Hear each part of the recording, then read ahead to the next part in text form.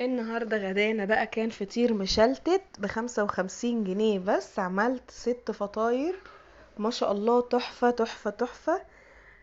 عايزة اقول لكم كل اللي كل منه قالوا لي انت بجد انت اللي عاملاه.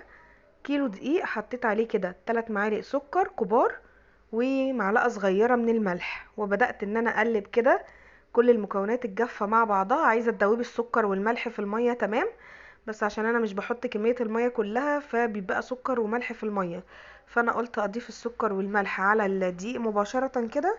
وهستخدم بقى مية للعجن على حسب بقى ايه ما هستخدم. انا استخدمت في الكيلو دقيق تقريبا نص لتر مية، ومية فترة من الحنفية عادي خالص. طبعا الجو حر دلوقتي، فمية عادية من الحنفية مش مية دافية ولا سخنة، لو سخنة هتبوظ العجينة اصلا. قعدت ازود كده المية بالتدريج، طبعا المية على حسب كل نوع دقيق. انا جايباه دقيق 72% متعدد الاستخدام كيس يعني. كمية المية بتختلف من نوع دقيق للتاني، بس هي يعني ايه، يعني نص لتر مية كده، يعني كوبايتين ونص او كوبايتين بس على حسب بقى نوع الدقيق. لميت العجينة بالشكل ده، وبدأت بقى ان انا ايه قلبت واعجن فيها. دي اهم خطوة في الفطير عشان يطلع معاكي كده ايه، يعني عجينة مرتاح في ايدك كده، تشكليها زي ما انت عايزة، ما يبقاش كده معضم معاكي. وعشان نعمل لها عرق لازم نعجنها كويس قوي. جبتها كده بقى على الصينية، وهاتك يا عجن يا عجن فيها كده لحد ما وصلت للقوام ده. بصوا ملمسها اختلف ازاي، بقت طرية ازاي. اول ما وصلت للقوام ده سبتها ترتاح نص ساعة. بصوا بقى بقت عاملة زي اللبانة بتمط ازاي. هجيب بقى الصينية اللي انا بعمل عليها الفطير وهمسحها كده مسحة سمنة، وبعد كده هبتدي افرد عشان العجينة ما تلزقش في الصينية، لان هي ما فيهاش اي مادة دهنية. ممكن تفرشيها دقيق، ممكن تفرشيها سمنة على حسب ما انت عايزة. هنفرد بقى كده العجينة على الصينية. هنفرد العجينة على الصينية ونشوف بقى هنعمل ايه بعد كده. طريقة سهلة وبسيطة، ولا بقى هتمسكي كل فطيرة تقعدي تفردي وتعجني فيها. هي في خطوة واحدة هتعملي الفطير كله. جبت كده العجينة فردتها كده في الصينية كلها، وحتة زبدة ب10 جنيه جايباها من العطار، او ممكن تجيبيها من اللبان بتتباع برضو. جبت حتة زبدة ب10 جنيه، وكيلو دقيق ب20 جنيه، دي 30 جنيه. وجبت ب25 سمنة، وما استخدمتهمش كلهم اصلا يعني استخدمت ب15 مثلا، يعني عاملة ب45 جنيه. يعني عاملة ب45 جنيه 6 فطاير يا بلاش. الفطيرة شوفوها بره بتبقى عاملة ازاي. الفطيرة الواحدة بقت ب30 وب40 وصغيرة جدا. قطعتها كده لفتها رول بعد ما حطيت الزبدة. وطبعا بصوا بقى الدنيا سايحة، الفطيرة بقت عمالة ايه ملزلزة مني كده، مش عارفة اروح فيها منها بالزبدة بقى ساحت والسمنة. فجبت كل قطعة كده هفردها بالنشابة بالشكل ده.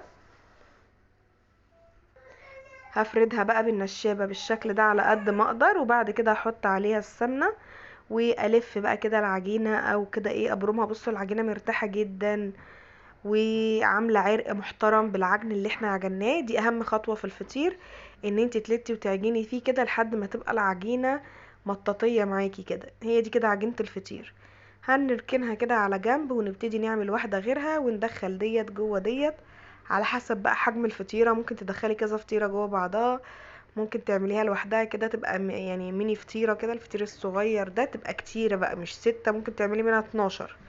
لو ممكن برضو اعمل لكم فطير الطاسة، عملته معاكم كتير قبل كده. يعني اقل من 50 جنيه هتعملي 6 فطاير في البيت، وانت اللي عاملاهم بايدك وعاملاهم في فرن البوتاجاز. وهنقول طريقة التسوية الصح عشان ما ينشفش منك. هنقول كل حاجة في الفيديو ده عشان تبقي خبيرة كده في الفطير.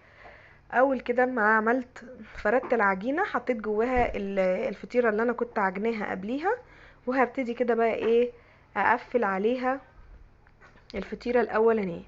هنقفل كده بالشكل ده ونجيبها من الجناب، وبعدين نلفها رول بقى ونقفلها.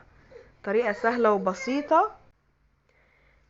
هنقفل كده. انا عملت كله يعني عملت كذا طريقة للف الفطير، وهتشوفوا كمان الطريقة اللي بعد دي طريقة ولا اروع من كده بجد، تحفة تحفة تحفة. اهي هي دي الطريقة اللي بقولكوا عليها. هنجيب كده القطعة ديت وهنفردها بالشكل ده. بصوا الجمال والحلاوة. هتشوفوا طريقة توريق ملهاش حل بجد، طريقة توريق حصرية كده. قطعت كده العجينة بعد ما فردتها من الجناب، وبعد كده هجيبها من قدام كده بالشكل ده، وهنقفلها من الجناب، وهنقفل عليها من الجناب بالشكل ده. طريقة توريق، بصوا الفطيرة يعني هتوهوا فيها من كتر التوريق اللي فيها. وهنقفلها كده يمين وشمال ونجيبها لقدام. بصوا طريقة توريق ملهاش حل بجد، تحفة. هتطلع الفطيرة معاكي تحفة. ويا سلام بقى لو عملتيها بالطريقة ديت في فطيرة طاسة، هيطلع ملوش حل. الفطيرة بقى بتبقى صغيرة كده، هتطلع معاكي تحفة. بس كده. وهسيبها برضو، هدخلها جوه فطيرة تانية، لان احنا عاملين فطير في الفرن بقى لو حجمه صغير كده بينشف مني. هنفرد كده الفطيرة ونحط السمنة. احنا طبعا حاطين فيها زبدة، احنا بنحط مسحة سمنة كده بسيطة جدا، يعني لا تذكر يعني. مسحة السمنة دي بسيطة جدا. وهنقطع من الجناب، عملتها معاكم مرتين اهو عشان ايه تثبت في دماغكم بقى بجد يا جماعة. هيفوتوا كتير اللي ما عملش الفطير بالطريقة دي. هنقفل كده، نقفل بقى كل قطعة كده ونجيبها على قدام، ونقفل عليها اللي بعدها. طريقة توريق يعني اختراع بجد. بصوا الجمال، ولا اجدعها فطاطري بقى. شوفي بقى كام توريقة هتلاقيها في الفطيرة. وانتي بتقطعي بقى الفطيرة كده، احنا والله ما لحقتش اصور لكم الفطير بعد ما اتقطع، لان انا كنت عازمة ناس. فاول ما حطيت الفطير والجبنة والعسل، الاكل ما شاء الله اتنسف. كان غدا حلو بقى في الحر اللي احنا فيه ده. هو المشكلة بس الفرن ان هو اشتغل وحرر الدنيا شوية، بس يعني ما خدش وقت خالص. الفطير ما بياخدش وقت خالص، لان انا بسخن الفرن وبحط الشبكة على الرف من تحت، فبياخد وش على طول. وبقوم قلبها على الناحية التانية، وبيكون استوى في مفيش 10 دقايق. بعد ما سبتها بقى كده ارتاحت ربع ساعة، رحت مبططاها ومدخلاها الفرن بمعلقة سمنة على الوش، وطلع العظمة والجمال ده كله. بصوا يا جماعة تحفة والله العظيم ملوش حل.